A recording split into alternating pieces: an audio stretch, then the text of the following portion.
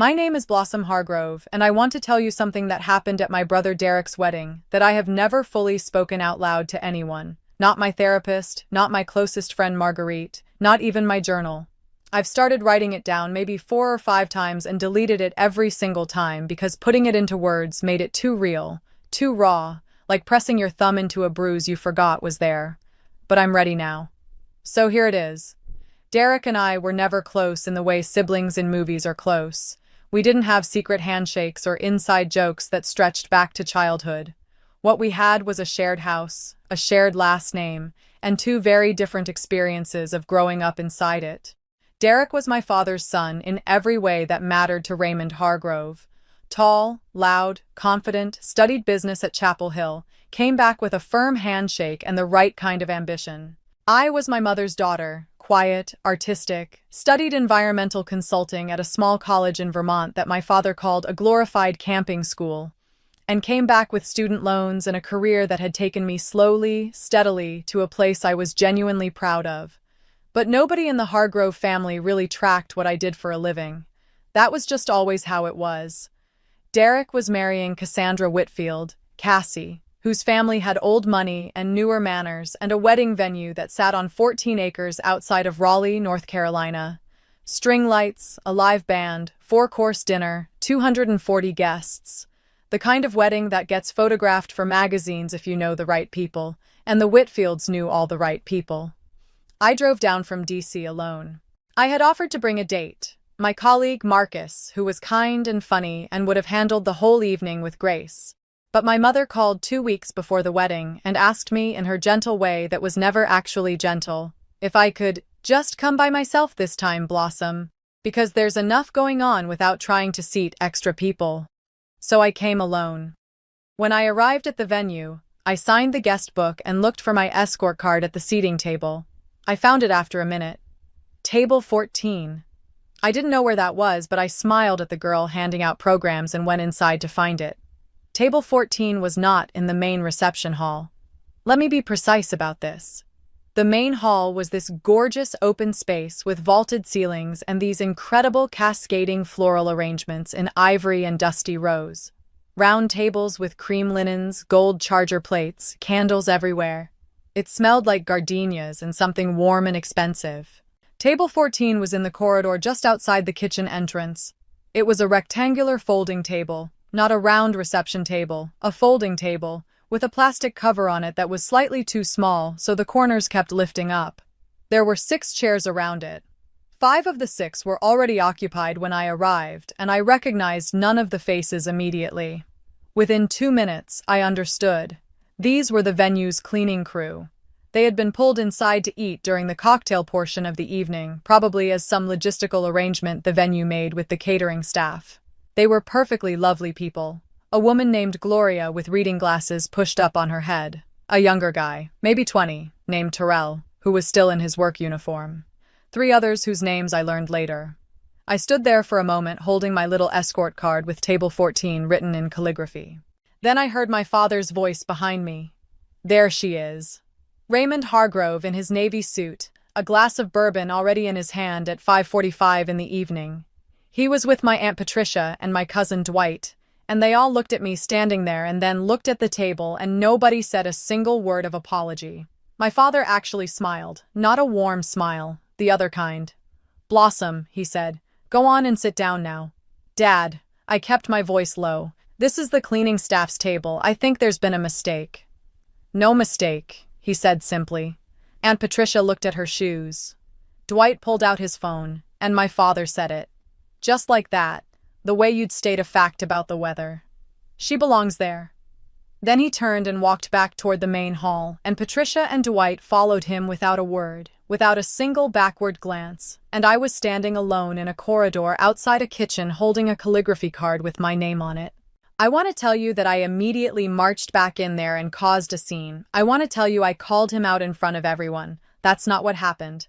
What happened is, I sat down at table 14. I sat down because I was 31 years old, and somehow my father still had that specific gravity over me, that pull, that ability to make me feel 11 years old and wrong about everything. I sat down and I introduced myself to Gloria and Terrell and the others, and they were gracious and kind in the way that people who work hard for a living and have genuine dignity tend to be gracious and kind. I watched the cocktail hour through a doorway. I saw my mother in a lilac dress laughing at something. I saw Derek and Cassie making their rounds. I saw cousins and family friends and my father holding court near the bar. And at some point he glanced over and saw me sitting at my table and he nodded like everything was right with the world. My brother walked past the corridor once. He saw me. Our eyes met. He looked away and kept walking. The dinner service began. I was given a plate, the correct dinner plate. To the venue staff's credit, they fed me the same as everyone else. And I was eating quietly and talking to Gloria, who was telling me about her daughter at NC State, when I heard a shift in the sound from the main room. Not loud, but different. The kind of conversational pause that travels. I looked up. A man was standing in the main hall, near the head table. He was maybe 65, silver-haired, wearing a charcoal suit that fit him the way expensive suits fit people who've worn them their whole lives. I didn't recognize him at first. Later I would learn his name was Franklin Aldridge, Cassie's father's business partner and one of the most significant figures in Southeast Regional Development Consulting, which also happened to be the field I'd been working in for the past 6 years. Franklin Aldridge was looking around the room with a polite but slightly puzzled expression. He was talking to one of the wedding coordinators, a young woman named Priya, who was clearly flustered. I saw him show her something on his phone. A name, I assumed. He was looking for someone. Then Priya pointed in my direction. Franklin Aldridge walked toward the corridor, toward table 14, toward me. I set down my fork. He stepped into the corridor, looked at me, and his entire professional composure shifted into something that was equal parts confusion and recognition.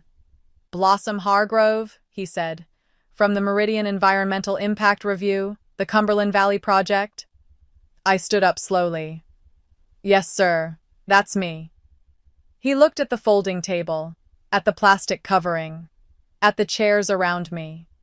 Then he looked back at the main room, and you could see him assembling the picture in real time, understanding what he was looking at. Franklin Aldridge turned and walked back into the main hall. I didn't follow him immediately. I wasn't sure what was happening. I heard his voice rise, not angry exactly, but carrying, the way voices carry when the person speaking has never had to raise them to be heard. "Nathaniel." That was Cassie's father. "Why is your business partner sitting in the corridor with the cleaning crew?" The silence that followed was the specific silence of 240 people collectively deciding not to breathe. I walked to the doorway. My father had gone pale in a way I had never seen in my life, because Raymond Hargrove did not know, had never bothered to know, had never once asked about my work in any real way. That the woman he'd seated at table 14 had been quietly building a consulting career that had brought her into professional contact with Franklin Aldridge, who sat on 3 regional development boards and was the reason the Cumberland Valley Environmental Impact Project had received its federal review approval 18 months ago. We had never met in person. But he knew my work. He'd recommended my firm for 2 contracts. Nathaniel Whitfield, Cassie's father, was looking at my father with an expression that wasn't anger so much as a very refined form of bewilderment. Franklin came back to the corridor and looked at me with a directness that I appreciated.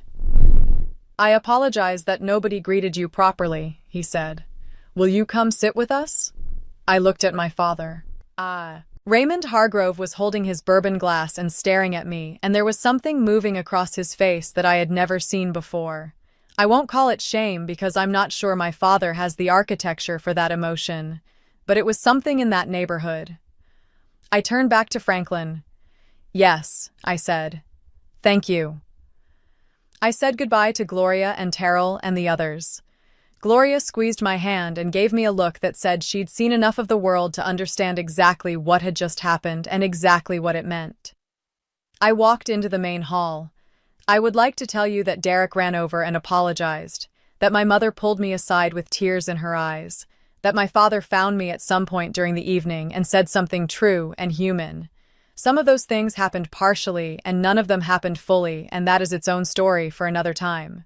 What I can tell you is that I sat at a table with Franklin Aldridge and Nathaniel Whitfield and their wives, and we talked for 2 hours about work I had spent 6 years doing in near total anonymity from my own family.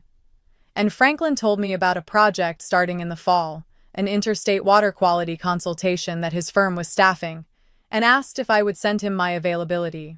That project became the most significant contract of my career to date. I've thought about that night a long time. I've thought about the folding table and the plastic cover and the calligraphy card and my father's face when he said she belongs there, and the way nobody in my family moved an inch to object. Here's what I want to say to anyone who's ever been placed somewhere small by the people who were supposed to place you somewhere safe. The room people put you in is not the room you live in. It is only ever the room they could imagine for you, and other people's imaginations are not your autobiography. Dignity doesn't need an audience. I sat at that folding table and ate my dinner and talked to Gloria about her daughter, and I did not perform bitterness or fall apart. And that quietness, that refusal to let the table define me, was the only thing I actually controlled that night. It was enough. And this, the work you do when nobody is watching, when no one in your family asks, when you get no credit at Sunday dinners and no recognition at Christmas, that work still exists. It accumulates. It travels. It finds rooms you didn't know it had entered. Raymond Hargrove put me at that table because he had spent 31 years not paying attention. Franklin Aldridge found me at that table because I had spent 6 years doing the work anyway. The floor was never my place. It just took a wedding in Raleigh and a silver-haired man in a charcoal suit for everyone in my family to finally understand that. Some lessons cost the people who need them more than they cost you. That one was free.